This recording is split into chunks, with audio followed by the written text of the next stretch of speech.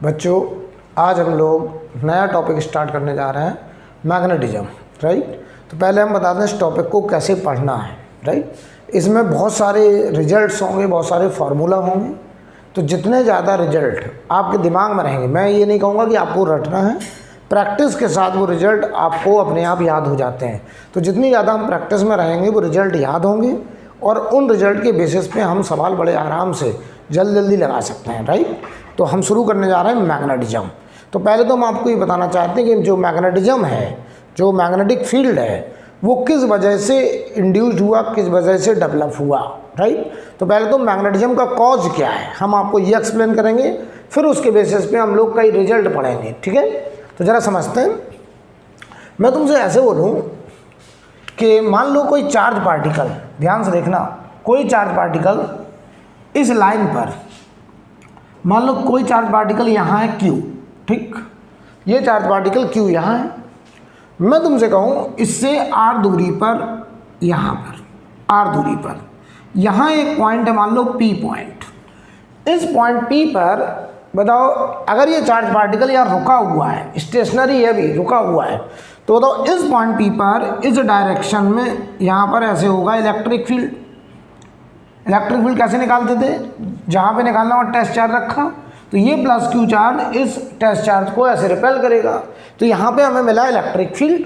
अच्छा ध्यान देना, हमने यहाँ पर एक और पॉइंट लिया, मान लो ये पॉइंट P था, ये पॉइंट हमने मान लो ले लिया कोई भी M पॉइंट, ध्यान से देखना। और ये दूरी, मान लो ये दूरी R1 है, या R डैश कर दें, R डैश, ये R डैश, Q से ये दूरी R डैश है। हमने यहाँ टेस्ट चार्ज रखा, तो इस Q ने इस टेस्ट चार्ज को इधर रिपेल किया, यहाँ पे आ गया इलेक्ट्रिक फील्ड ऐसे इधर की तरफ। राइट। तो हमने क्या देखा कि इस पॉइंट पर रखे टेस्ट चार्ज को भी रिपेल कर रहा है, यहाँ रखे टेस्ट चार्ज को रिपेल कर रहा है। यानी P पॉइंट और M पॉइंट, ऐसे दो पॉइंट हमने सिलेक्ट करे हैं। एक तो M पॉइंट उसी लाइन पे है जिस लाइन पे ये Q चार्ज है, और P पॉइंट उससे अलग है। ठीक, तो ध्यान से देखना, ये देखा गया कि इस पॉइंट पर भी इलेक्ट्रिक फील्ड है, इस पॉइंट पर भी इलेक्ट्रिक फील्ड है। अगर ये चार्ज रुका है तो हम यहाँ मैग्नेटिक नीडल लेके गए, हमने देखा कि यहाँ पे वो मैग्नेटिक नीडल में कोई डिफ्लेक्शन नहीं हुआ। मतलब उस मैग्नेटिक नीडल में कोई डिफ्लेक्शन ना होने का मतलब है यहाँ पे कोई मैग्नेटिक फील्ड नहीं था। राइट। अब देखना, जब ये चार्ज मोशन में आया, ऐसे मूव करने लगा, ऐसे मूव करने लगा, v वेलोसिटी से चलने लगा, v वेलोसिटी से चलने लगा। तो जब ये चार्ज मोशन में आ गया और ये चार्ज बताओ यहाँ पहुँच गया, मान लो ये Q चार्ज यहाँ पहुँच गया। अब हमने देखा इस पॉइंट P पर, तो बताओ ये दूरी, अब इससे दूरी हम यहाँ टेस्ट चार्ज रखे हैं, तो ये बताओ ऐसे रिपेल करेगा, तो बताओ ये इलेक्ट्रिक फील्ड अब इधर की तरफ हो जाएगा। अच्छा ये दूरी R, अब ये दूरी बताओ R0 बदल गई, तो यहाँ पे बताओ इलेक्ट्रिक फील्ड मैग्नीट्यूड में भी बदलेगा और डायरेक्शन में भी बदलेगा। याद करो इलेक्ट्रिक फील्ड क्या होता था, 1/4πε0 Q/r स्क्वायर, और डायरेक्शन R कैप, इस R वेक्टर कह लो। तो बताओ ये R cap unit vector along R, तो बताओ यहाँ पे इलेक्ट्रिक फील्ड अब ऐसे होगा, और इसमें बताओ नीचे आएगा R0, तो ये हो जाएगा 1/4πε0 Q/r0 स्क्वायर, और ये R0 डायरेक्शन, इस डायरेक्शन में। जरा बताना तो मुझे, इस पॉइंट पर जब ये Q चार्ज यहाँ है, तो बताओ इस पॉइंट पर जो इलेक्ट्रिक फील्ड आएगा, बताओ वो इलेक्ट्रिक फील्ड का मैग्नीट्यूड तो बदल जाएगा, लेकिन बताओ डायरेक्शन बदलेगी या वही रहेगी। तो बताओ यहाँ टेस्ट चार्ज रखो, तो ये Q चार्ज इस टेस्ट चार्ज को अभी भी इधर ही रिपेल करेगा। तो बताओ इस जगह पर magnitude and direction both are changing, तो हम यहाँ लिखेंगे direction and magnitude, direction and magnitude, direction and magnitude of electric field both are changing, both are changing due to motion of charge, due to motion of charge. ध्यान से देखना, due to motion of charge. जबकि बताओ इस point पर हम क्या देख रहे हैं, इस पॉइंट पर only magnitude are changes, only magnitude only magnitude of electric field is variable, what direction is constant, ध्यान देना।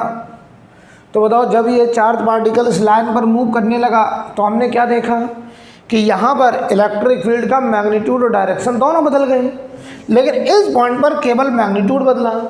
तो अब हमने क्या देखा कि इन पॉइंट्स पर इलेक्ट्रिक फील्ड तो है ही है, लेकिन अब हम लेके गए मैग्नेटिक नीडल, तो हमने देखा इस पॉइंट पर मैग्नेटिक नीडल जब रखा तो उसमें डिफ्लेक्शन आया, जबकि यहाँ पे मैग्नेटिक नीडल रखा तो उसमें कोई डिफ्लेक्शन नहीं आया। इसका मतलब ये साबित हुआ कि जब ये चार्ज रुका हुआ था, स्टेशनरी था, तब यहाँ रखे मैग्नेटिक नीडल में कोई डिफ्लेक्शन नहीं था, यहाँ रखे मैग्नेटिक नीडल में कोई डिफ्लेक्शन नहीं था। लेकिन जब ये चार्ज मोशन में आया तो यहाँ रखे मैग्नेटिक नीडल में डिफ्लेक्शन आया, लेकिन यहाँ रखे मैग्नेटिक नीडल में अभी भी कोई डिफ्लेक्शन नहीं आया। इसका मतलब ये हुआ कि इस पॉइंट पर तो मैग्नेटिक फील्ड जनरेट हुआ, लेकिन इस पॉइंट पर मैग्नेटिक फील्ड जनरेट नहीं हुआ। तो एक बात समझ में आ गई कि चार्ज पार्टिकल जिस लाइन पर मूव करता है उस लाइन पर रखे मैग्नेटिक नीडल में कोई डिफ्लेक्शन नहीं होता है। इसका मतलब उस लाइन पर कोई मैग्नेटिक फील्ड क्रिएट नहीं होता है, लेकिन उसके सराउंडिंग में यहाँ मैग्नेटिक फील्ड का इफेक्ट क्रिएट हुआ, राइट। तो हमने देखो अपना रिजल्ट क्या बनाया कि जिस लाइन पर चार्ज पार्टिकल मोशन करेगा उस लाइन पर कोई मैग्नेटिक फील्ड नहीं होगा, लेकिन उस लाइन के इधर उधर मैग्नेटिक फील्ड का इफेक्ट आएगा। और ये बात हमने कंफर्म किससे करी? मैग्नेटिक नीडल से, राइट। अच्छा एक बात और बताऊँ, इस लाइन पर मैग्नेटिक नीडल में डिफ्लेक्शन नहीं आया, इस पॉइंट पर मैग्नेटिक नीडल में डिफ्लेक्शन आया। इसका मतलब यहाँ पे मैग्नेटिक फील्ड का इफेक्ट है, लेकिन यहाँ मैग्नेटिक फील्ड का इफेक्ट नहीं है। कब? जब ये चार्ज पार्टिकल मोशन में आ गया। अच्छा जब चार्ज पार्टिकल रेस्ट पे था तो मैग्नेटिक नीडल में यहाँ पे भी कोई डिफ्लेक्शन नहीं था, यहाँ पे भी कोई डिफ्लेक्शन नहीं था, लेकिन जब ये चार्ज मोशन में आया तो यहाँ वो डिफ्लेक्शन देखा गया, लेकिन यहाँ वो डिफ्लेक्शन अभी भी नहीं है। इसका मतलब चार्ज के मोशन की वजह से सराउंडिंग में मैग्नेटिक फील्ड जनरेट हुआ, लेकिन उस लाइन पर मैग्नेटिक फील्ड जनरेट नहीं हुआ। तो अब सवाल ये आ रहा है कि क्या वजह है कि मैग्नेटिक फील्ड क्रिएट हुआ। तो आप कहना सर चार्ज पार्टिकल जैसे मूव करा तो इस पॉइंट पर इलेक्ट्रिक फील्ड की मैग्नीट्यूड और डायरेक्शन दोनों बदली, जबकि इस पॉइंट पर इलेक्ट्रिक फील्ड का केवल मैग्नीट्यूड बदला। तो हमें एक बात तो समझ में आ रहा है कि जो नए टाइप का इन्फ्लुएंस, जैसे हम मैग्नेटिक फील्ड कहने जा रहे हैं, उसके जनरेट होने में बताओ इलेक्ट्रिक फील्ड का मैग्नीट्यूड बदलना रिस्पॉन्सिबल है या इलेक्ट्रिक फील्ड का डायरेक्शन बदलना रिस्पॉन्सिबल है। तो आप कहेंगे सर अगर मैग्नीट्यूड के बदलने से मैग्नेटिक फील्ड बनता तो मैग्नीट्यूड यहाँ भी बदल रहा है, यहाँ पे भी बदल रहा है, तो मैग्नेटिक फील्ड अगर यहाँ होता तो यहाँ भी होना चाहिए, लेकिन बताओ मैग्नेटिक फील्ड यहाँ नहीं है। इसका मतलब मैग्नीट्यूड के बदलने से, इलेक्ट्रिक फील्ड के मैग्नीट्यूड के बदलने से मैग्नेटिक फील्ड इंड्यूस नहीं हुआ। तो बताओ मैग्नेटिक फील्ड के जनरेट होने की वजह क्या रहा? आपने कहा सर इलेक्ट्रिक फील्ड का इस पॉइंट पे डायरेक्शन बदला, लेकिन इस पॉइंट पर इलेक्ट्रिक फील्ड का डायरेक्शनल रेट ऑफ चेंज 0 है, इसीलिए यहाँ पे मैग्नेटिक फील्ड नहीं है। इसका मतलब ये साबित हो रहा है कि मैग्नेटिक फील्ड के जनरेट होने की वजह है इलेक्ट्रिक फील्ड का directional rate of change. Electric field के मैग्नीट्यूड के बदलने से मैग्नेटिक फील्ड क्रिएट नहीं होता है, इलेक्ट्रिक फील्ड के डायरेक्शनल रेट ऑफ चेंज की वजह से मैग्नेटिक फील्ड जनरेट होता है, right.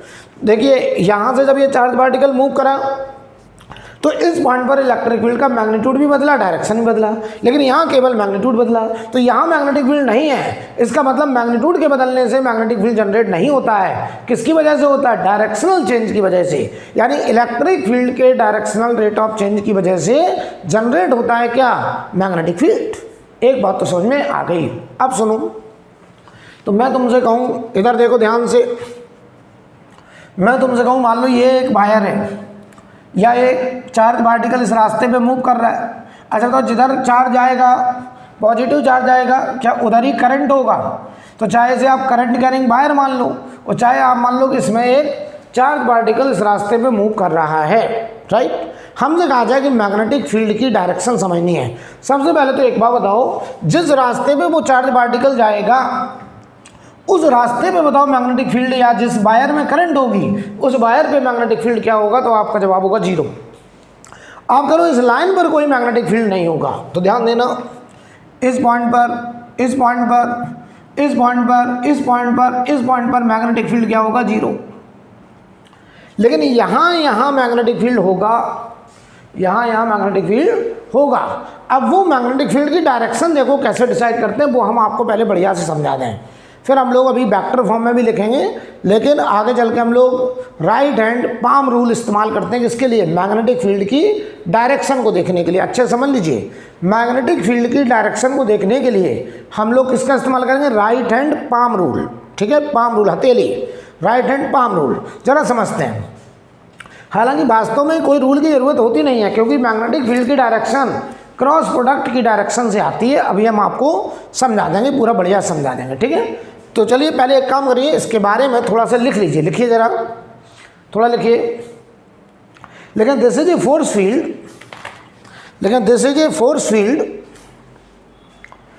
This is a force field, this is a force field created by charge, this is a force field created by charge when they are in motion, when they are in motion. This is a force field created by charge when they are in motion. आगे लिखें, if the point charge, if the point charge moving, if the point charge moving, then electric field at a point changes, then electric field at a point changes, then electric field at a point changes, then electric field at a point changes, comma, due to directional change of electric field, due to directional change of electric field, due to directional change of electric field, a new type of influence, a new type of influence, influence मतलब field, a new type of influence is created, new type of influence is created at that point, new type of influence is created at that point, which is quite different, which is quite different, which is quite different from electric field, which is quite different from electric field, which is quite different from electric field. Full stop हुआ लिखिए, it is magnetic field, it is magnetic field, it is magnetic field, right? तो पहले तो अच्छे समझ लीजिए, अभी हम समझाते हैं मैग्नेटिक फील्ड की डायरेक्शन वगैरह सब बताएंगे। पहले ये समझ लीजिए, मैग्नेटिक फील्ड जनरेट किसकी वजह से हुआ? Due to directional change of electric field. Electric field का जिन जिन पॉइंट पर डायरेक्शनल रेट ऑफ चेंज देखा गया, उन पॉइंट्स पर मैग्नेटिक फील्ड जनरेट हुआ।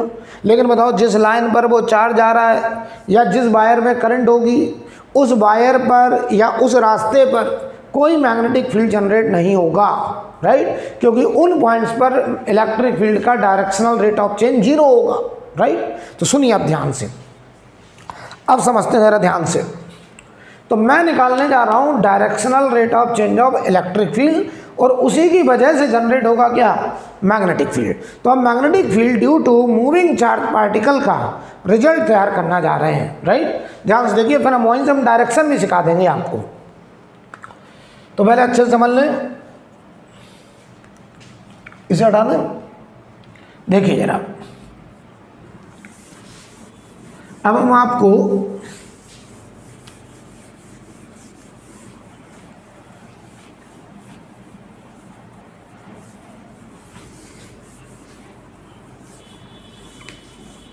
यानी अगर चार्ज मूव करेगा, चार्ज मोशन में होगा, तो वो अपने सराउंडिंग में मैग्नेटिक फील्ड जनरेट करेगा, और उस रास्ते पर मैग्नेटिक फील्ड नहीं होगा जिस रास्ते पे वो चार्ज मूव करेगा, राइट? या ऐसे बोले किसी वायर में करंट होगा तो वो वायर अपने सराउंडिंग में मैग्नेटिक इन्फ्लुएंस क्रिएट करेगा, लेकिन जिस वायर में करंट है उस वायर पर कोई मैग्नेटिक फील्ड नहीं होगा, राइट? क्योंकि उस पॉइंट्स पर, जिस रास्ते में करंट जा रहा है, उन पॉइंट्स पर बताओ directional rate of change of electric field क्या होगा? 0, इसलिए वहाँ पे मैग्नेटिक फील्ड इंड्यूस्ड नहीं होगा, राइट? अब समझते हैं जरा। तो हम यहीं पे पहला जो रिजल्ट, बहुत सारे रिजल्ट्स होंगे, एक एक रिजल्ट आपको दिमाग में बैठाना है। पहला रिजल्ट, और फिर हम वहीं से डायरेक्शन भी समझा देंगे। हेड डालो, magnetic field due to magnetic field due to moving charge particle, magnetic field due to moving charge particle, magnetic field due to moving charge particle. ठीक, ध्यान समझना। हम आपसे कह रहे हैं कोई भी चार्ज पार्टिकल पॉजिटिव चार्ज है प्लस क्यू, इस रास्ते पे मूव कर रहा है और v वेलोसिटी से जा रहा है, और यहाँ से r दूरी पर यहाँ पे कोई पॉइंट P है, इस पॉइंट P पर हम निकालना चाहते हैं मैग्नेटिक फील्ड, राइट। तो इस पॉइंट पर जो मैग्नेटिक फील्ड आएगा वो आएगा due to directional rate of change of electric field. अच्छा, तो जब ये चार्ज पार्टिकल यहाँ होगा तो यहाँ इलेक्ट्रिक फील्ड ऐसे होगा, और वो इलेक्ट्रिक फील्ड होगा कितना, 1/4πε0 Q/r², और डायरेक्शन होगा r कैप, इस r वेक्टर के अलोंग। ये r वेक्टर था, तो इस r वेक्टर का यूनिट वेक्टर इस डायरेक्शन में होगा इलेक्ट्रिक फील्ड। ठीक है, तो ध्यान देना, मैं यहाँ लिखने चला मैग्नेटिक फील्ड निकालने जा रहा हूँ, तो पहले मैं लिखूंगा directional rate of change, directional rate of change of electric field.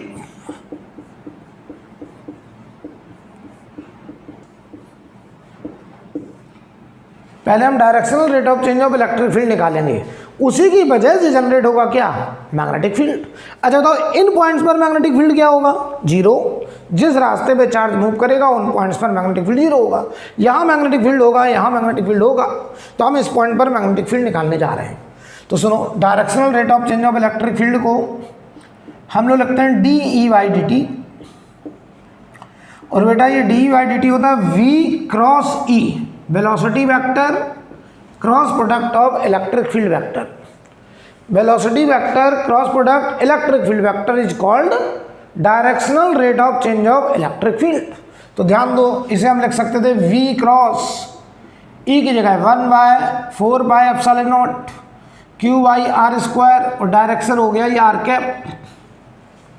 तो ध्यान से देखना, dE/dt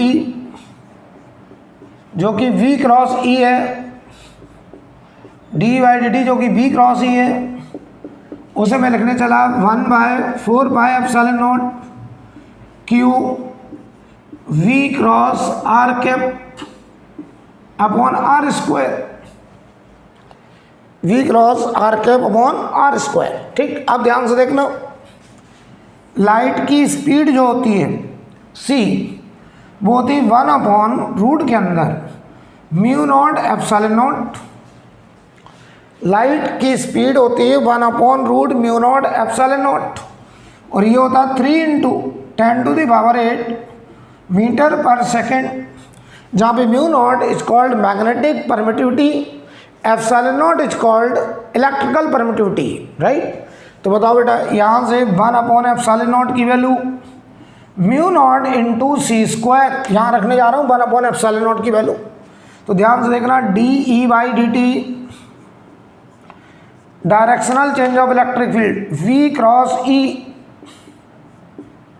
बराबर 1/ε0 की जगह μ0 c² अपॉन 4π। ठीक है, और ये देखो जरा, q v cross r cap upon r²। अब देखना, इस c² को तो डिवाइड में ले आओ, तो dE/dt directional rate of change of electric field upon c², यहाँ से बोले v cross e upon c², that is called magnetic field. तो मैग्नेटिक फील्ड होता है directional rate of change of electric field upon c²। तो magnetic field वास्तव में directional rate of change की वजह से क्रिएट होता है, लेकिन directional rate of change of electric field upon c² is called magnetic field. तो याद रखिएगा ये रिजल्ट, कई बार सवाल इस पर भी पूछ लेते हैं वो। तो ये बताओ, μ0/4π, ये c² डिवाइड में चला गया, q v cross r cap upon are square, ये आ गया magnetic field due to moving charge particle. मैं रिजल्ट लिख दे रहा हूँ, v magnetic field at this point P, तो ये हो जाएगा mu naught upon 4 pi q v cross are cap upon are square. ध्यान से देखिएगा, ये है वेक्टर फॉर्म में, या बताओ हम इसी को ऐसे लिख दें, बी पी को mu naught by 4 by q v cross are cap को क्या लिख सकते हो, बताओ यूनिट वेक्टर होता है, आर कैप लिखा जाएगा r vector divided by its modulus. तो क्या हम इसको ऐसे लिख दें, r vector divided by its modulus, तो नीचे हो जाएगा r cube, r vector divided by modulus, तो ये आर स्क्वायर तो आर क्यूब हो जाएगा।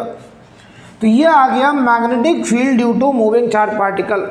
और ये ध्यान रहे, मैग्नेटिक फील्ड वास्तव में directional rate of change of electric field B cross E upon C square निकल के आया। ये नोट करिए, पहले इतना नोट करिए, फिर हम आगे एक्सप्लेन करते हैं आपको बढ़िया से। इतना नोट करिए पहले।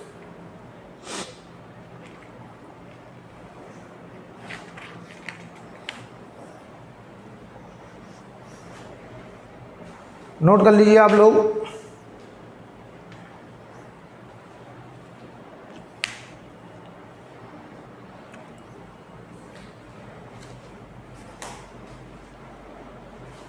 ये आया magnetic field due to moving charge particle.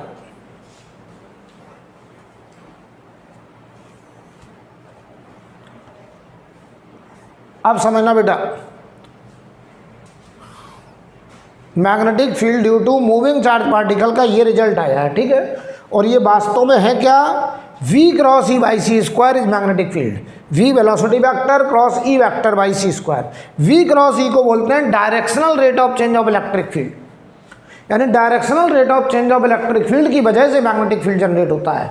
और जिस लाइन पे वो चार्ज पार्टिकल जा रहा है उस लाइन पर कोई मैग्नेटिक फील्ड नहीं होगा, क्योंकि उस लाइन पर बताओ v और इसी लाइन पर इलेक्ट्रिक फील्ड का क्रॉस प्रोडक्ट 0 होगा, तो उस लाइन पे कोई डायरेक्शनल रेट ऑफ चेंज नहीं होगा।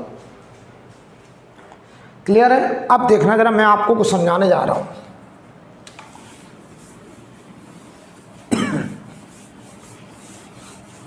ये सब भूल जाना है, आप मान लो भूल भी जाए तो कोई दिक्कत नहीं, लेकिन आपको क्या दिमाग में रखना है कि magnetic field due to moving charge particle ये रिजल्ट आया। अब हम आपको ये बताने जा रहे हैं, और ये रिजल्ट भी याद रखिएगा क्योंकि न्यूमेरिकल में पूछ लेते हैं कहीं कहीं। तो हमने पूरा रिजल्ट ड्राइव कर दिया है, लेकिन अब हम आपको थोड़ा सा ये समझाते हैं कि कैसे हम लोग मैग्नेटिक फील्ड की डायरेक्शन वगैरह देखेंगे। ठीक, ध्यान से देखना। वास्तव में magnetic field due to moving charge particle, magnetic field due to moving charge particle, due to moving charge particle,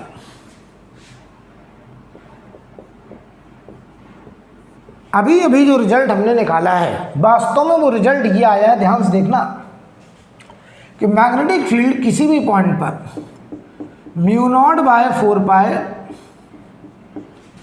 Q v cross are cap upon are square, ये आया है। V cross are cap upon are square, यही तो आया निकल के। अच्छा, अब याद करो v क्रॉस r की डायरेक्शन, तो इसके लिए हमारे पास देखो दो वेक्टर हो गए, एक v वेक्टर एक r वेक्टर। तो ये v वेक्टर ये r वेक्टर, हमें इनके क्रॉस प्रोडक्ट की डायरेक्शन निकालनी है।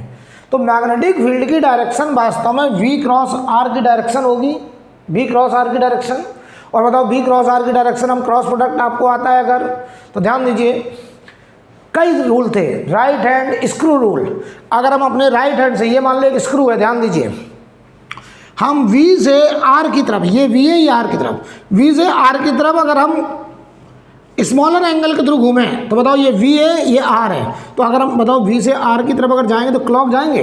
तो अगर हम अपने स्क्रू को क्लॉक घुमाएंगे तो बताओ इसका पॉइंटर बोर्ड के अंदर, तो यहाँ मैग्नेटिक फील्ड की डायरेक्शन आएगी इनवर्ड। तो राइट हैंड स्क्रू रूल लगा दो, या सीधा बोलो कि V क्रॉस R का एक रूल होता था राइट हैंड थंब रूल भी होता था, राइट हैंड थंब रूल। क्या करते थे, हम अपने राइट हैंड की फिंगर को V से R की तरफ ऐसे कर्ल करेंगे, घुमाएंगे, तो बताओ अंगूठा बोर्ड के प्लेन के अंदर जा रहा है, तो यहाँ मैग्नेटिक फील्ड इनवर्ड। चाहे आप राइट हैंड स्क्रू रूल लगा दो, चाहे राइट हैंड थंब रूल लगा दो। अब इसी के लिए एक रूल और आता है, राइट हैंड पाम रूल। क्या, राइट हैंड पाम रूल, जो हम लोग यूज करेंगे अब आगे। वास्तव में ये कोई रूल जरूरत का नहीं, वास्तव में क्रॉस प्रोडक्ट है। वास्तव में मैग्नेटिक फील्ड की डायरेक्शन कौन बता रहा है, V क्रॉस R। तो हम लोग कई जगह क्या करते हैं, मैग्नीट्यूड अलग लिख देते हैं और डायरेक्शन अलग लिख देते हैं। तो डायरेक्शन के लिए हम लोग चाहे राइट हैंड स्क्रू रूल लगाएं, चाहे राइट हैंड थंब रूल लगाएं, चाहे राइट हैंड पाम रूल लगाएं। अब सवाल ये आया कि सर कंफ्यूज मत करिए, एक रूल बता दो, हम उसी को फॉलो करें। तो मैं आपको सजेस्ट कर रहा हूं कि आप फॉलो करिए राइट हैंड पाम रूल। क्या, राइट हैंड पाम रूल में ध्यान दीजिए। ये जो अंगूठा है, राइट हैंड, पहले राइट हैंड देखिए, ये अंगूठा करंट की डायरेक्शन या पॉजिटिव चार्ज के मोशन की डायरेक्शन, किसका, करंट का डायरेक्शन या पॉजिटिव चार्ज के मोशन का डायरेक्शन। वास्तव में ये वेलोसिटी वेक्टर का डायरेक्शन हो गया। तो ये देखो पॉजिटिव चार्ज का डायरेक्शन, फिंगर कर दो R की तरफ, तो फिंगर कर दी R की तरफ, तो बताओ जो हथेली है, बताओ वो बोर्ड के प्लेन के अंदर जा रहा है, तो इनवर्ड। मैग्नेटिक फील्ड कैसा, इनवर्ड। अच्छा इधर आ जाओ, इधर देखते हैं, मान लो यहाँ कहीं देखना है, अंगूठा किसकी तरफ, पॉजिटिव चार्ज के मोशन की तरफ, फिंगर उस पॉइंट की तरफ, हथेली बोर्ड के प्लेन के बाहर आ रहा, तो आउटवर्ड। तो ये जो डॉट है, इस पॉइंट पर मैग्नेटिक फील्ड डॉट, डॉट का मतलब होता है आउटवर्ड, आउटवर्ड, और ये क्रॉस का मतलब है इनवर्ड। किसके इनवर्ड, जिस प्लेन में ये वायर है उस प्लेन के परपेंडिकुलर इनवर्ड, और जिस प्लेन में ये है वायर उस प्लेन के परपेंडिकुलर आउटवर्ड। इसका मतलब यहाँ मैग्नेटिक फील्ड इनवर्ड, यहाँ मैग्नेटिक फील्ड आउटवर्ड। तो सुनो, कुछ लोग ऐसे लिख देते हैं इसका, अच्छा एक मिनट, इसको हम मैग्नीट्यूड लिखें अगर, तो बताओ इसका मैग्नीट्यूड क्या होगा, μ0/4π। ध्यान से देखना, Q A क्रॉस B का मैग्नीट्यूड A, इसका मैग्नीट्यूड 1 हो जाएगा। अरे यार आर कैप यूनिट वेक्टर का magnitude 1 sin theta upon R square. तो कुछ लोग ऐसे बोल देते हैं मैग्नेटिक फील्ड का मैग्नीट्यूड अलग लिख लो, μ0/4π QV sin theta upon R square. और डायरेक्शन देखो, हमने देखी यहाँ पे इनवर्ट है तो इनवर्ट लिख दिया अलग से। और theta angle between velocity vector and are vector. ये अब आपको याद रखना है कि magnetic field due to moving charge particle लिखने का तरीका μ0/4π QV cross R cap upon R square लिख दो, या मैग्नीट्यूड अलग लिख दो, μ0/4π QV sin theta upon R square, जहाँ पर theta is the angle between velocity vector and are vector, और हमारा R स्क्वायर नीचे है, और डायरेक्शन हम अलग से लिख देंगे इनवर्ड या आउटवर्ड। और इनवर्ड आउटवर्ड देखने के लिए हम कौन सा हैंड यूज करेंगे, राइट हैंड पाम रूल इस्तेमाल करेंगे। अंगूठा किसकी तरफ, करंट या पॉजिटिव चार्ज की तरफ, फिंगर उस पॉइंट की तरफ जहां पे मैग्नेटिक फील्ड निकालना है। तो ये देखो अंगूठा पॉजिटिव चार्ज का मोशन या करंट का डायरेक्शन, फिंगर उस पॉइंट की तरफ, हथेली बोर्ड के प्लेन के अंदर, तो यहां मैग्नेटिक फील्ड इनवर्ड आएगा,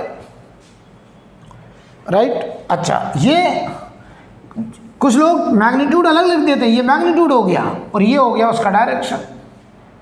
और कई बार पता है राइट हैंड पाम रूल लगाना थोड़ा कठिन लगता है 3D में, तो वहाँ हम लोग ये टेक्निक इस्तेमाल कर लेते हैं, क्रॉस प्रोडक्ट करके अपने आप वेक्टर आ जाता है।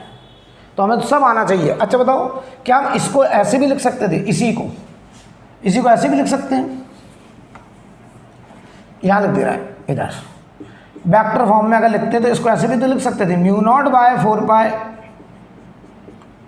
QV क्रॉस R कैप की जगह लिख दिया R वेक्टर अपॉन R3, ऐसे भी लिख सकते हैं। यस, R कैप को लिख दिया R vector upon modulus R, modulus R इसमें मल्टीप्लाई होगा तो ये R3 हो जाएगा।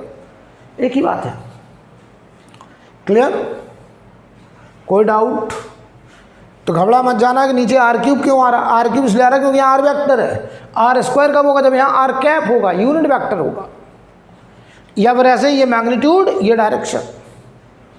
आई थिंक क्लियर। अब सुनो बेटा, पहले हम थोड़ा सा आपको राइट हैंड पाम रूल में एकदम फैमिलियर कर दें उसके साथ कि आपको लगाने में कोई दिक्कत नहीं। ध्यान से देखिए, सबसे पहले यही एग्जांपल लेते हैं कि जैसे हमने अभी कहा था ऐसे कोई चार्ज पार्टिकल इस रास्ते पे जा रहा है, इस रास्ते पे, ठीक। तो बताओ इस पॉइंट पर मैग्नेटिक फील्ड, इस पॉइंट पर मैग्नेटिक फील्ड क्या होगी, 0। इस लाइन पर मैग्नेटिक फील्ड 0 होगी। अब बताओ यहाँ मैग्नेटिक फील्ड निकालना है, तो क्या तरीका होगा, अंगूठा पॉजिटिव चार्ज के मोशन की डायरेक्शन, पॉजिटिव चार्ज इधर जा रहा है इस रास्ते पर, इस रास्ते पर, तो ये बताओ अंगूठा पॉजिटिव चार्ज के मोशन की डायरेक्शन, फिंगर उस पॉइंट की तरफ, हथेली बोर्ड के प्लेन के अंदर, तो यहाँ मैग्नेटिक फील्ड इनवर्ड, इस पॉइंट पर मैग्नेटिक फील्ड इनवर्ड आ गया। इधर आ जाओ, अंगूठा पॉजिटिव चार्ज के मोशन, फिंगर पॉइंट की तरफ, हथेली बाहर, तो यहाँ मैग्नेटिक फील्ड आउटवर्ड। यानी वास्तव में पता क्या है, यहाँ मैग्नेटिक फील्ड अंदर है, यहाँ मैग्नेटिक फील्ड बाहर है, यानी यहाँ हर जगह मैग्नेटिक फील्ड इनवर्ड है, ऐसे ऐसे है इनवर्ड। यहाँ मैग्नेटिक फील्ड हर जगह है आउटवर्ड है, आउटवर्ड ऐसे। तो सच्चाई पता क्या है, इसके सराउंडिंग में मैग्नेटिक फील्ड लाइंस ऐसे हैं, ऐसे ऐसे हैं magnetic field lines close loop में, समझना जरा। अगर ये पॉजिटिव चार्ज बोर्ड के प्लेन में जा रहा है तो ये वाली फील्ड लाइंस बोर्ड के प्लेन के परपेंडिकुलर ऐसे हैं, समझिए ऐसे, क्लॉकवाइज, सॉरी एंटी क्लॉकवाइज। तो यहाँ से मैग्नेटिक फील्ड लाइंस अंदर जा रही हैं और इधर से देखो घूम के ऐसे बाहर निकल रही हैं। तो पता है क्या, जब ये एरो अंदर जाता है तो हमको, जब ये एरो अंदर जाता दिखाई देगा ऐसे, तो हमको पीछे से देखने पर ये क्रॉस का साइन दिखाई देगा। जब ये एरो अंदर जाएगा, अरे यार एरो ये है, ये एरो अंदर जब जा रहा है पीछे से देखोगे तो ये तुमको ऐसे दिखाई देगा अंदर जाता हुआ, तो तुमको कैसा साइन दिखाई देगा, क्रॉस का। और जब ये एरो, ये मार्कर समझो, तो जब ये मार्कर, ये मैग्नेटिक फील्ड लाइन ऐसे अंदर जाएगी तो पीछे से देखोगे एरो में क्रॉस, और जब बाहर निकलेगा तो ये पॉइंटर डॉट। तो आउटवर्ड मैग्नेटिक फील्ड लाइन जब बाहर आएगी तो डॉट सिंबल, जब अंदर जाएगी तो क्रॉस सिंबल, राइट। ये देखो, अगर ये पॉजिटिव चार्ज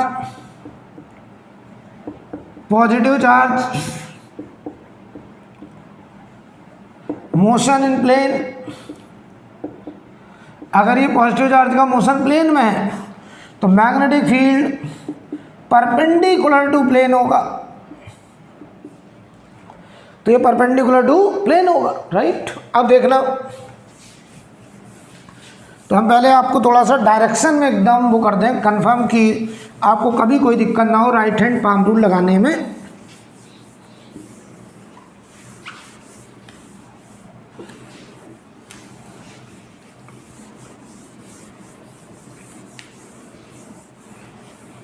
देखिए भाई, मान लो तुमसे कहें ये पॉजिटिव चार्ज की जगह है, ऐसे कोई इलेक्ट्रॉन है, मान लो नेगेटिव चार्ज, इलेक्ट्रॉन का मोशन हो रहा है इधर की तरफ v वेलोसिटी से, तो इस लाइन पर तो मैग्नेटिक फील्ड 0 होगा। मैं तुमसे कहूँ यहाँ मैग्नेटिक फील्ड बताओ, यहाँ मैग्नेटिक फील्ड बताओ, तो देखो ध्यान से, आप इसे पॉजिटिव चार्ज मान के करिए, बाद में उल्टा कर दीजिए। तो बताओ ये पॉजिटिव चार्ज का मोशन, अंगूठा फिंगर पॉइंट की तरफ, हथेली अंदर, यहाँ मैग्नेटिक फील्ड अंदर होता अगर ये पॉजिटिव चार्ज होता, लेकिन अगर ये नेगेटिव चार्ज है तो यहाँ पे मैग्नेटिक फील्ड होगा आउटवर्ड और यहाँ पे होगा इनवर्ड। तो आप हमेशा पॉजिटिव चार्ज मान के करिए और जो डायरेक्शन आए उसका रिवर्स कर दीजिए। तो बताइए यहाँ पे मैग्नेटिक फील्ड लाइन ऐसे होंगी, अगर हम तुमको समझाएं ऐसे, देखना ध्यान से, ऐसे होंगी, यहाँ से बाहर निकल रही होगी और यहाँ अंदर जा रही होगी, ऐसे मैग्नेटिक फील्ड लाइंस होंगी, ऐसे, राइट। सिमिलरली अगर एक करंट कैरिंग वायर है, मान लो कोई ऐसे, इसमें करंट आई है, आपसे कहा जाए इसकी वजह से मैग्नेटिक फील्ड लाइंस बताइए, तो अंगूठा पॉजिटिव चार्ज की डायरेक्शन या करंट की डायरेक्शन, फिंगर उस पॉइंट की तरफ, तो यहाँ मैग्नेटिक फील्ड इनवर्ड, अंगूठा करंट फिंगर पॉइंट की तरफ, मैग्नेटिक फील्ड आउटवर्ड, ऐसे। तो इसके सराउंडिंग में मैग्नेटिक फील्ड लाइंस ऐसे होंगी बेटा, ऐसे होंगी, और इधर ये एरो ऐसे होगा, ऐसे। यहां से मैग्नेटिक फील्ड लाइन बाहर निकल रही होंगी, यहां से अंदर जा रही होगी। तो अगर ये करंट कैरिंग वायर है, करंट कैरिंग वायर,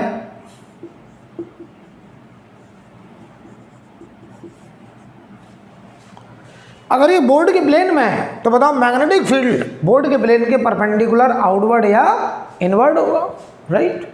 कई बार वो ऐसे लिख देते हैं, देखो क्रॉस का मतलब इनवर्ड और इसके बगल में लिख दिया हमने आई, ऐसे लिख दिया। इसका मतलब पहले पे समझाइए। इसका मतलब पता क्या है, अगर ये क्रॉस बना बगल में आई लिखा है तो ये लॉन्ग वायर है, इनफाइनाइट वायर है, जिसमें करंट आई है और वो करंट बोर्ड के प्लेन के परपेंडिकुलर अंदर जा रहा है, करंट बोर्ड के प्लेन के अंदर जा रहा है। तो पहले तो ये समझो ये किसको रिप्रेजेंट करता है, this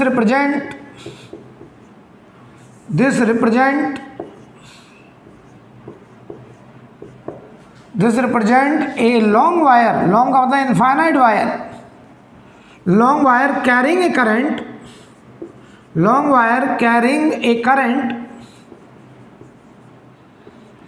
current I perpendicular inward, perpendicular to plane बोलते हैं, परपेंडिकुलर टू प्लेन इनवर्ड। ध्यान से देखना, यानी वास्तव में ये एक वायर को रिप्रेजेंट कर रहा है जो बोर्ड के प्लेन के परपेंडिकुलर अंदर करंट जा रहा है। ध्यान से देखना, अगर हम कहते हैं ऐसे एक वायर बना दें और उसके बगल में डॉट के साथ आई लिख दें, ये भी एक लॉन्ग वायर है, लॉन्ग वायर मतलब इनफाइनाइट वायर। ये वायर ऐसे है, बोर्ड के प्लेन के परपेंडिकुलर बाहर करंट आ रही है, ये वायर ऐसे था। अच्छा, ये वाले वायर अभी ऐसे थे। अगर बोर्ड के प्लेन में वायर होगा तो मैग्नेटिक फील्ड अंदर बाहर परपेंडिकुलर होगा, राइट। वो अगर हमारा वायर देखो ऐसे है बोर्ड के प्लेन के परपेंडिकुलर, तो मैग्नेटिक फील्ड बोर्ड के प्लेन में अभी आएगा। यहाँ देखो करंट ऐसे आ रहा है, long wire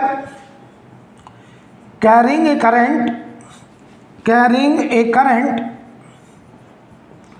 I perpendicular to plane of board outward, plane of board outward.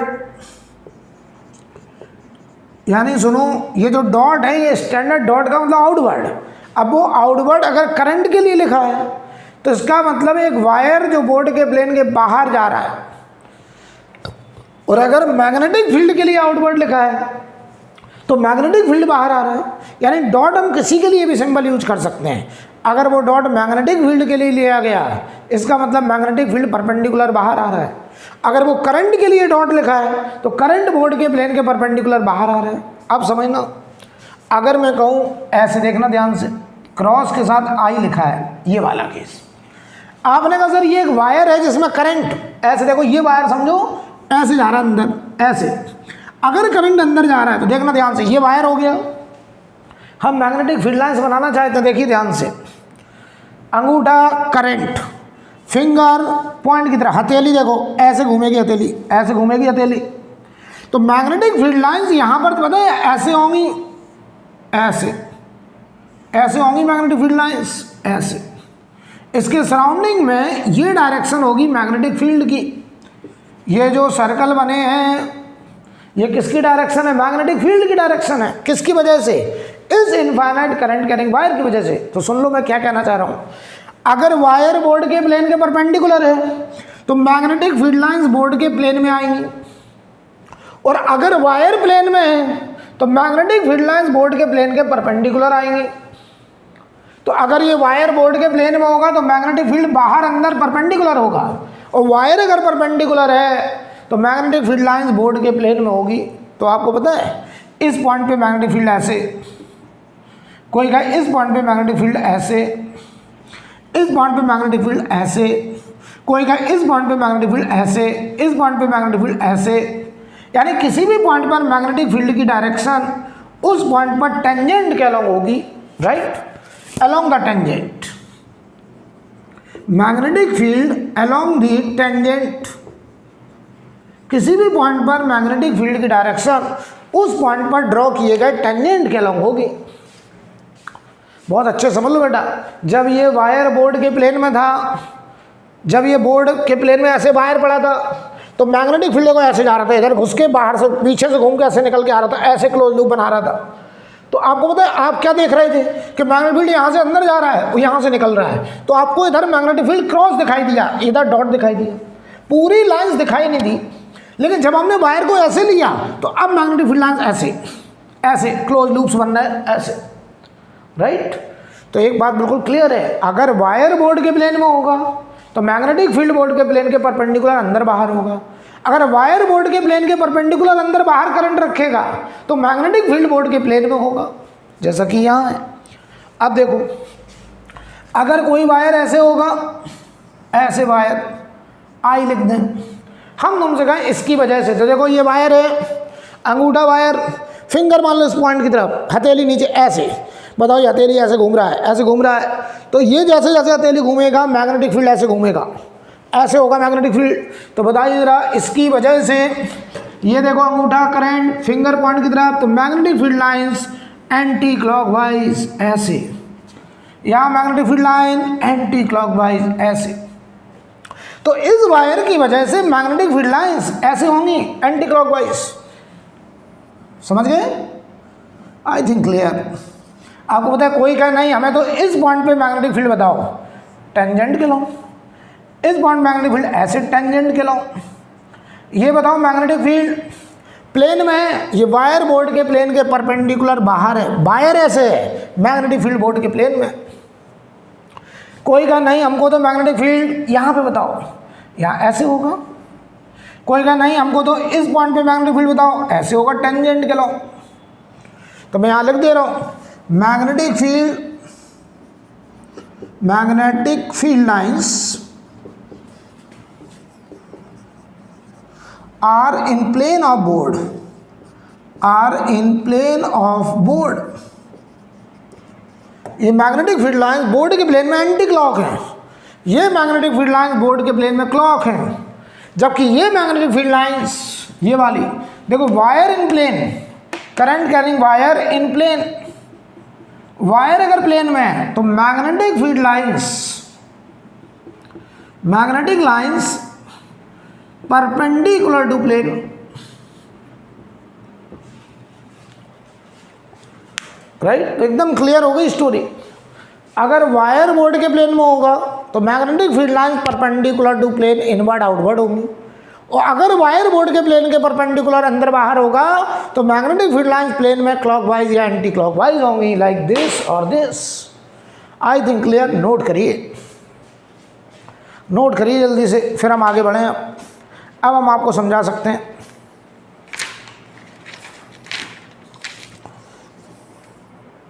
और कभी भी निगेटिव चार्ज होगा तो आप उसे पॉजिटिव मान के पहले मैग्नेटिक फील्ड की डायरेक्शन निकाल लो, राइट हैंड पाम रूल से, जो निकले उसका उल्टा कर दो, रिवर्स कर दो।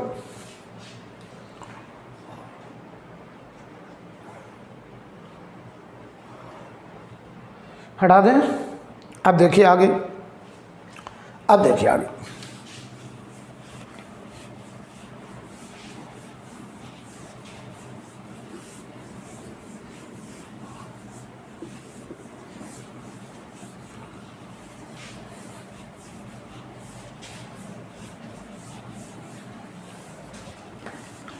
अब इसमें बेटा बहुत सारे स्टैंडर्ड रिजल्ट हैं, जिसमें हमने आपको एक रिजल्ट बता दिया है। कौन सा है? Magnetic field due to moving charge particle. ये मैंने आपको ऑलरेडी बता दिया है। अब ध्यान दो, हम एक बार सारे रिजल्ट, अब देखो जो हमने डेरिवेशन करा था magnetic field due to moving charge particle, अगर वो डेरिवेशन आप भूल भी जाए तो ज़रूरत नहीं है, लेकिन इतनी बात दिमाग में जरूर रहेगी कि मैग्नेटिक फील्ड वास्तव में इलेक्ट्रिक फील्ड के डायरेक्शनल रेट ऑफ चेंज की वजह से जनरेट होता है। जिस रास्ते पर चार्ज पार्टिकल मूव करता है या जिस वायर में करंट होता है उस वायर पे कोई मैग्नेटिक फील्ड नहीं होता, या उस रास्ते पर जिस पर चार्ज पार्टिकल चल रहा है उस रास्ते पर कोई मैग्नेटिक फील्ड नहीं होता है, राइट। तो अब हम आपको थोड़ा सा स्टैंडर्ड रिजल्ट, और ये रिजल्ट आपको बिल्कुल दिमाग में होने चाहिए, बिल्कुल रटे होने चाहिए, और वो अपने आप याद हो जाएंगे प्रैक्टिस के साथ, इसलिए मैं बार बार लिख रहा हूँ। तो पहला जो केस था, पहला जो रिजल्ट है, बहुत सारे रिजल्ट होंगे बेटा, इसलिए बिल्कुल ये दो टॉपिक इलेक्ट्रोमैग्नेटिज्म, इनमें कुछ दिखाई नहीं देता है, सब हमको फील करना पड़ेगा और रिजल्ट्स दिमाग में रखने पड़ेंगे। तो सबसे पहला केस 1 जो था, magnetic field due to moving charge particle, ये हम लोग कर चुके हैं ऑलरेडी, मैं एक बार फिर लिख रहा हूं, due to moving charge particle, ताकि आपके दिमाग में बिल्कुल बैठ जाए। ठीक, हमने आपको अभी बताया है कि अगर ये कोई चार्ज पार्टिकल पॉजिटिव चार्ज है और इस रास्ते पे v वेलोसिटी से जा रहा है और यहाँ से r दूरी पर r वेक्टर, इस पॉइंट P पर ये एंगल है थीटा, इस पॉइंट P पर मैग्नेटिक फील्ड निकालना है। चलो डायरेक्शन बताओ। अच्छा बताओ, ये चार्ज पार्टिकल बोर्ड के प्लेन में जा रहा है तो यहाँ मैग्नेटिक फील्ड बोर्ड के प्लेन के अंदर या बाहर होगा। अंगूठा पॉजिटिव चार्ज का मोशन, फिंगर पॉइंट की तरफ, हथेली अंदर, तो यहाँ मैग्नेटिक फील्ड इनवर्ट आएगा बेटा। तो इस पॉइंट P पर मैग्नेटिक फील्ड का अगर वेक्टर लिखा जाए तो वो होता है mu naught by 4 pi q v cross r cap upon r square, या फिर मैग्नीट्यूड अलग लिख दो और वो बनेगा mu naught by 4 pi q v sine theta upon r square, और डायरेक्शन आ रहा है इनवर्ट, जैसा कि मैं यहाँ देख रहा हूँ। अब सवाल है theta is the angle, theta angle between velocity and R cap, velocity and R cap, तो ये v वेक्टर ऐसे है, r वेक्टर ऐसे है। r वेक्टर किसे कह रहे हैं? पॉजिटिव चार्ज से उस पॉइंट को ज्वाइन करने वाला वेक्टर, और इनके बीच का angle smaller angle is angle between two vectors theta. तो ये तरीका होगा। अब ध्यान दो, यहाँ पे अगर हम बात करें मैग्नेटिक फील्ड की SI unit of magnetic field,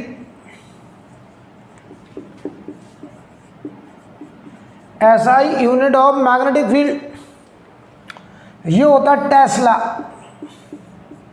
Tesla, इसको हम लोग T से डिनोट करते हैं, कैपिटल T, टेस्ला, जहां पे 1 tesla is equal to 1 weber per metre square. Weber flux की यूनिट होगी, मैग्नेटिक फ्लक्स, या यही इक्वल टू होता है 10 की power 4 gauss. 1 tesla 1 weber per metre square या 10 to the power 4 Gauss,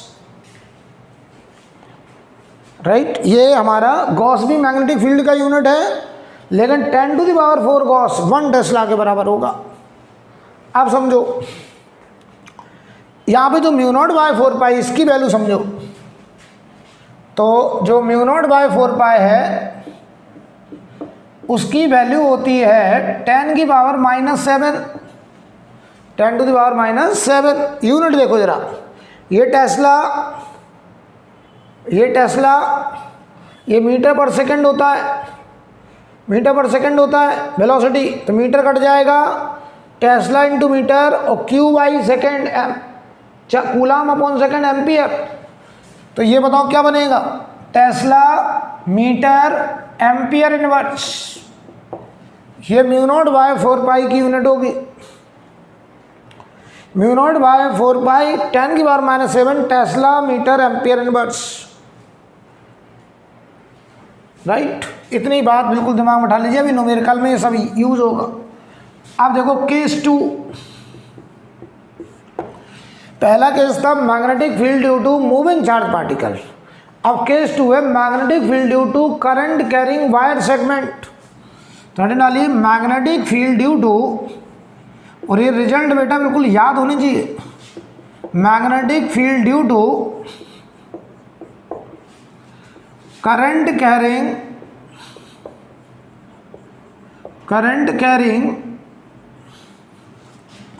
wire segment. Magnetic field due to current carrying wire segment. Wire segment मतलब DL length का वायर। तो समझो मतलब क्या है। मैं तुमसे कहूँ ऐसे कोई वायर है, ये मान लो उसकी डीएल लेंथ है, ये डीएल लेंथ, ये उसका डीएल वेक्टर, और इसमें करंट आई जा रहा है। इस डीएल से चाहे हम यहाँ से ज्वाइन करते हैं चाहे यहाँ से ज्वाइन करते हैं, एक ही बात है, चाहे यहाँ से ज्वाइन करते हैं आर दूरी पर। तो ये डीएल इतना छोटा है कि चाहे हम यहाँ से ज्वाइन करें चाहे यहाँ से ज्वाइन करें, यहाँ एक पॉइंट पी है जहाँ पे हमें मैग्नेटिक फील्ड निकालना है। इसी लॉ को बोलते हैं हम लोग Biot Savart law. Biot Savart law, magnetic field due to current carrying wire segment is known as Biot Savart law. तो सुनो ध्यान से, अगर डीएल लेंथ है और इससे पी दूरी पर, आर दूरी पर, पी पॉइंट पर मैग्नेटिक फील्ड निकालना। सबसे पहले डायरेक्शन देख लो, चलो। अंगूठा करंट, फिंगर पॉइंट की तरफ, बताओ हथेली अंदर। कौन सा रूल लगा रहे हैं? Right hand palm rule, right hand हथेली रूल। अंगूठा current, finger point, right hand use करना है, हथेली अंदर आ रहा है। अच्छा यहाँ देखो मैग्नेटिक फील्ड, अंगूठा करंट, फिंगर पॉइंट, हथेली बाहर। यहाँ मैग्नेटिक फील्ड बाहर की तरफ आएगा, यहाँ अंदर की तरफ आएगा। अब देखो यहाँ चलो मैग्नेटिक फील्ड निकालते हैं हम लोग बायोट सेवर्ट लॉ से। तो मैग्नेटिक फील्ड डीवीपी, डिफरेंशियल लिख रहा हूँ। क्यों डिफरेंशियल? क्योंकि ये डीएल लेंथ है। जैसे इलेक्ट्रो में कूलाम्स लॉ था, पॉइंट चार्ज के लिए वैलिड था, ऐसे ही यहाँ पर Biot Savart law infinite small length, DL length के लिए वैलिड है। तो डीएल लेंथ की वजह से अगर डीएल करंट कैरिंग वायर है तो उससे आर दूरी पर मैग्नेटिक फील्ड का वेक्टर फॉर्म पहले लिखते हैं। तो mu naught by 4 pi, mu naught by 4 पाई। अब देखना ध्यान से, ये जो क्यू है, क्यू को लिख, ये दोनों लॉ अगर देखा जाए एक ही है। क्यू को लिखते हैं आई डी टी, और वेलोसिटी बताओ, जिधर पॉजिटिव चार्ज मूव करेगा मोशन होगा, जिधर पॉजिटिव चार्ज जाएगा उधर ही तो डीएल लेंथ कवर होगी। तो डीएल को लिख दिया DV by D T, sorry DL by D T. Velocity को लिख दिया, इस वेलोसिटी का DL by D T cross are cap upon are square. D T देखो कट गया। तो magnetic field due to current carrying wire mu naught by 4 pi I D L vector cross product R vector upon are square. ये result है, ये vector form में result है। ये magnetic field due to current carrying wire segment की वजह से vector form में रिजल्ट। कुछ ही लोग कहते हैं इसको सर मैग्नीट्यूड अलग लिख दो, तो देखो मैग्नीट्यूड में अलग लिख रहा हूं, मैग्नेटिक फील्ड का मैग्नीट्यूड अलग लिख रहा हूं, ध्यान से देखिएगा। तो बताओ ये क्या आएगा, इसको ओपन करेंगे, mu naught by 4 pi I D l, इसका magnitude 1 sine theta upon are square, और डायरेक्शन आ गई इनवर्ड, और यहाँ लिख दे रहे हैं theta angle between dl vector और आर कैप की डायरेक्शन आर वेक्टर। तो theta angle between dl vector and are vector. तो ये दोनों रिजल्ट लगभग एक ही है अगर देखा जाए भाई। जिधर पॉजिटिव चार्ज आएगा उधर ही डीएल कवर होगा। और ये एंगल थीटा देखो, ये डीएल और ये आर के बीच का एंगल, ये एंगल है थीटा। बढ़िया समझ लीजिए, ये एंगल है थीटा, डीएल और आर के बीच का एंगल। तो magnetic field due to current carrying wire segment that is Biot Savart law mu naught by 4 pi I D L cross are cap upon are square, या magnitude अलग कर दो, mu naught by 4 pi I D L sine theta upon are square. Theta is the angle between D L vector and are vector. और direction देखने के लिए हम right hand हथेली रूल, पाम रूल, अंगूठा करंट की डायरेक्शन या positive charge के मोशन की डायरेक्शन, फिंगर उस पॉइंट की तरफ आर वेक्टर के अलॉन्ग जिस पॉइंट पर मैग्नेटिक फील्ड निकालना है, हथेली हमको मैग्नेटिक फील्ड का डायरेक्शन दे देगा। फॉर एग्जांपल हमें यहाँ मैग्नेटिक फील्ड निकालना है, ये हमारा डीएल है, तो अंगूठा करंट की डायरेक्शन में, फिंगर हमारे उस पॉइंट की तरफ, हथेली अंदर आ रहा है। आई थिंक क्लियर। चलिए एक सवाल लिखिए। तो अभी जो सीखा है इस पर हम लोग 1-2 सवाल कर लेते हैं। पहले हटा दें, बेटा ये रिजल्ट बिल्कुल जुबान पे होने चाहिए। हम लोग साथ में न्यूमेरिकल भी करते हुए चलेंगे। जैसे पहले पूरा मैग्नेटिक फील्ड अगर हम ख़त्म करेंगे तो मैग्नेटिक फील्ड का हर टाइप का सवाल क्लास में करेंगे, यानी असाइनमेंट को हम क्लास में ही डिस्कस करते चलेंगे सवाल के माध्यम से, ठीक है। तो आप बिल्कुल चिंता ना करें।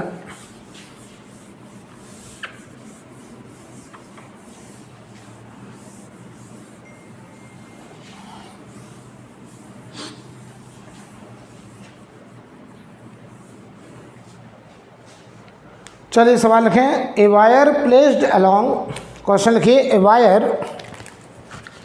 Wire placed along north south direction, a wire placed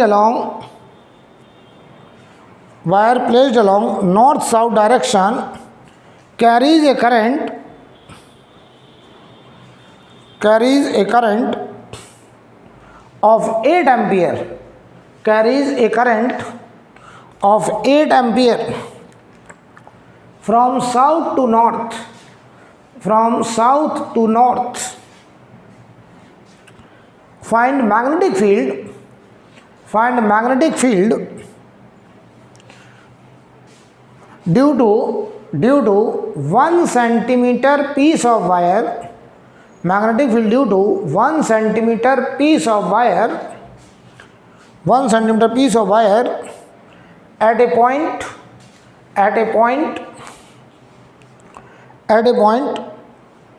200 centimeter northeast from the wire, ठीक है। चलिए सवाल पढ़ लो पहले आप जल्दी से, सवाल पढ़िए। सवाल में हमसे कह रहे हैं एक वायर है जो नॉर्थ साउथ डायरेक्शन में करंट 8 एम्पियर है साउथ से नॉर्थ। तो देखो पहले अच्छे समझ लो, नॉर्थ साउथ तो समझते ही हैं, लेकिन एक बार और बता दे रहे हैं, ये नॉर्थ, ये साउथ, ये ईस्ट, ये वेस्ट, नॉर्थ और ईस्ट का मिड का मतलब 45 डिग्री, इसको बोलते हैं नॉर्थ ईस्ट, ठीक है। अब पढ़ो सवाल। हमारे पास एक वायर है जिसमें करंट साउथ से नॉर्थ जा रहा है। कितना करंट जा रहा है बेटा? 8 एम्पियर। सवाल पढ़ लो। इसकी लेंथ कितनी है? डीएल लेंथ है ये, डीएल, क्योंकि 1 सेंटीमीटर का है, बहुत स्मॉल लेंथ, तो हम इसको डीएल लेंथ कंसीडर कर लेंगे, ठीक। अब बताओ, कह रहे हैं कि एक पॉइंट है 200 सेंटीमीटर का मतलब क्या हुआ? 200 सेंटीमीटर का मतलब 2 मीटर दूरी पे है। बताओ इस वायर से 2 मीटर की दूरी पर किस डायरेक्शन में? नॉर्थ ईस्ट तो लिखा है, नॉर्थ ईस्ट बताओ इधर ऐसे। पहले एक बात समझ लो, ये 1 सेंटीमीटर वास्तव में ये है, ये हो गया 1 सेंटीमीटर, समझना। इससे हम देखो, चाहे इसे ज्वाइन कर दें, चाहे इसे ज्वाइन कर दें, चाहे इसे ज्वाइन कर दें, ये दूरी सब एक ही है, क्योंकि ये वास्तव में डीएल लेंथ है। लेकिन यहाँ हमने उसको थोड़ा बड़ा दिखा दिया, तो अब घबराना नहीं कि यहाँ से क्यों ज्वाइन कर रहे हैं, यहाँ से क्यों नहीं कर रहे हैं, मिड से क्यों नहीं कर रहे हैं, चाहे जहाँ से ज्वाइन कर दीजिए। बताओ डीएल का मतलब समझे कुछ? अगर ये डीएल है तो ये दूरी अगर आर, तो ये दूरी भी आर। वास्तव में ये डीएल इनफाइनाइट स्मॉल पार्ट है, बहुत छोटा सा सेगमेंट है, राइट। तो ध्यान दीजिए, तो अगर हम आपसे कहें कि इस डीएल से आर कितनी दूरी है? आर की 2 मीटर 200 सेंटीमीटर। इस पॉइंट पी पर हमको मैग्नेटिक फील्ड पूछा है। बताओ बेटा, मैग्नेटिक फील्ड, सबसे पहले बताओ करंट डायरेक्शन देख लो, अंगूठा करंट, फिंगर उस पॉइंट की तरफ, बताओ हथेली बोर्ड के प्लेन के परपेंडिकुलर इनवर्ड आ रहा है मैग्नेटिक फील्ड। अब हम आपसे कहें इस मैग्नेटिक फील्ड का मैग्नीट्यूड बताओ। चलो भाई, तो मैं ऐसे कर दूं, मैग्नेटिक फील्ड का मैग्नीट्यूड आप लिखते थे μ0/4π IDL sin theta upon r², और डायरेक्शन आ रही है इनवर्ड। चलो वैल्यू रख देते हैं। ये हुआ 10⁻⁷, करंट है 8 एम्पियर, डीएल है 1 सेंटीमीटर, तो 1 × 10⁻², sine theta, theta is the angle, यहाँ लिख देना साफ साफ, theta is the angle between D L vector and are vector. तो बताओ डी एल वेक्टर ये है, आर वेक्टर ये है, ये एंगल 45 है, क्योंकि नॉर्थ ईस्ट में गए हो तो ये भी 45, ये भी 45, राइट।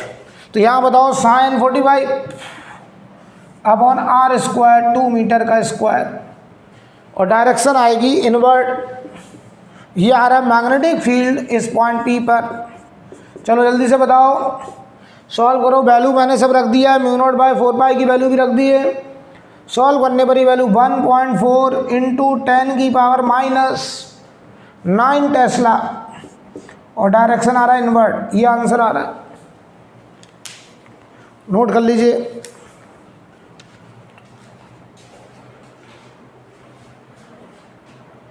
ठीक है, एक सवाल और लिखिए।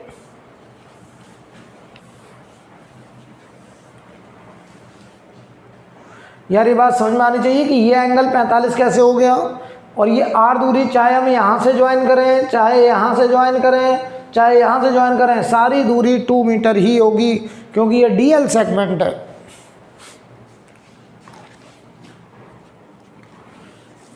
ठीक है, अगला क्वेश्चन लिखिए। अगला क्वेश्चन लिखिए,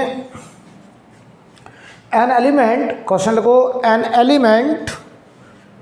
element DL vector 1 centimetre I cap, an element DL vector equal to 1 centimetre I cap is placed at the origin, is placed at the origin and carries a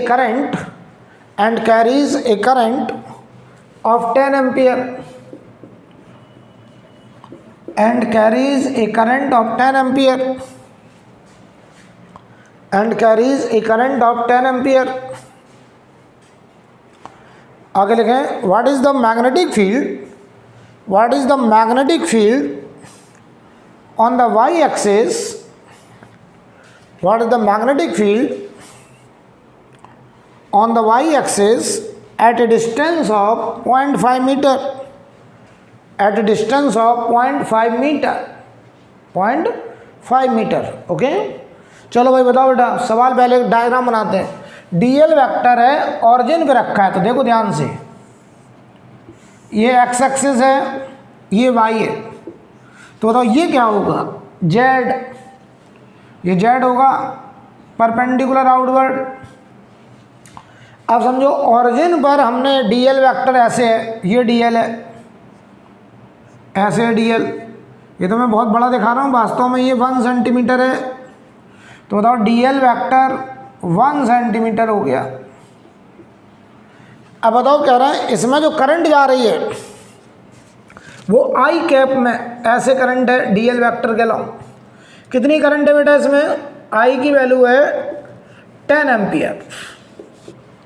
कह रहे इस डीएल सेगमेंट की वजह से 0.5 दूरी पर Y axis पर, तो यहाँ पे एक पॉइंट हमने लिया पी पॉइंट, और ये आर लिया हमने 0.5 मीटर, इस पॉइंट पर मैग्नेटिक फील्ड निकालना, ये दूरी आर है, ये दूरी आर है। तो सुनो भाई, इस पॉइंट पी पर मैग्नेटिक फील्ड की डायरेक्शन पहले निकाल लेते हैं। बताओ, राइट हैंड पाम रूल, अंगूठा करंट, फिंगर पॉइंट की तरफ, हथेली बाहर बताओ एक्स वाई प्लेन के बाहर का मतलब प्लस जेड, तो चाहो तो यहाँ ऐसे लिख दो आउटवर्ड, या लिख दो प्लस के कैप, दोनों का मतलब एक ही है। मैं लिखने चला, बताओ मैग्नेटिक फील्ड इस पॉइंट पर डीवीपी, इसका मैग्नीट्यूड अलग लिख दे रहा हूँ, डायरेक्शन अलग, μ0/4π IDL sin theta, theta is the angle between DL and R। बताओ DL है x के लॉन्ग, R है y के लॉन्ग, कितना angle 90, IDL sin theta upon R square, और डायरेक्शन आउटवर्ड का मतलब प्लस के, क्योंकि अब उन्होंने यहाँ एक्सिस डिफाइन कर दी है एक्स वाई, तो एक्स वाई प्लेन के परपेंडिकुलर आउटवर्ड प्लस के। तो बेटा ये देखो वेक्टर का मैग्नीट्यूड, ये 10 की पावर -7, आई बोलो 10 एम्पियर, डीएल बोलो 1 सेंटीमीटर, तो 1 × 10 की पावर -2 sin 91, और ये देखो 1/2 का स्क्वायर, और ये डायरेक्शन आ रहा है प्लस के। बताओ बेटा ये कितना आ रहा है निकल के, यहाँ लिखते हैं। चलो ये वैल्यू मैग्नेटिक फील्ड का मैग्नीट्यूड, चलो देखो ये 4 ऊपर चला जाएगा, और इधर बच रहा 10 की पावर -8, तो 4 × 10 की पावर -8 टेस्ला, और डायरेक्शन आ गई प्लस के, ये आंसर हो जाएगा, देख लो। राइट। तो आज की क्लास में हमने आपको ये सिखाया कि मैग्नेटिक फील्ड के जनरेट होने की क्या वजह है, और मैंने कहा बहुत सारे रिजल्ट्स होंगे। आज हम लोगों ने 2 रिजल्ट पे काम किया, एक magnetic field due to moving charge particle, एक magnetic field due to current carrying wire segment. और मैग्नेटिक फील्ड कैसे जनरेट हुआ, मैग्नेटिक फील्ड की डायरेक्शन कैसे निकालते हैं, ये सब बातें हमने आज बेसिक पार्ट ख़त्म किया। तो मैं आपको सलाह दूंगा कि ये रिजल्ट्स बिल्कुल आपकी जुबान पर होने चाहिए। इलेक्ट्रोस्टैटिक्स, मैग्नेटिज्म में जितने ज़्यादा रिजल्ट आपको पता होंगे उतना आपके लिए आसान होगा, ठीक है, क्योंकि इसमें कुछ दिखाई नहीं देगा, हमें फील करना है।